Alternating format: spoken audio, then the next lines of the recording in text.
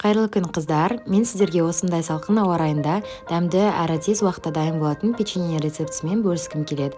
Ең әуелі творожный сырымызға осындай қант ұнтағын қосып жақсылап араластырып, осындай масса пайда болған кезде бетін пищевая пленкамен жауып, холодильникке, яғни тоңазытқышқа салып қоямыз.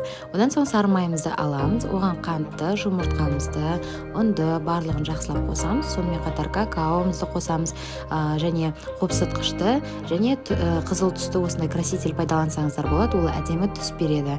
Сондай-ақ әрқайсысын осындай дайын болған тестамызды алып, алақанымызға жақсылап жаямыз. Ортасына начинка ретінде жаңағы дайын болған творожный массамызды салып, осындай пішінге келтіреміз.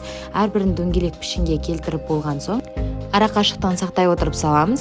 Одан соң пешімізді алдын ала қыздырып қоямыз. 170 градуста 20-22 минут аралығында печеньеміз дайын болып піседі. Осындай суық ауа райында жылы үйде отырып, жылы шаймен осындай жұмсақ болып пісетін печеньені жеңіздер. Астарыңыз дәмді болсын. Міндетті түрде дайындап көрулеріңізді сұраймын.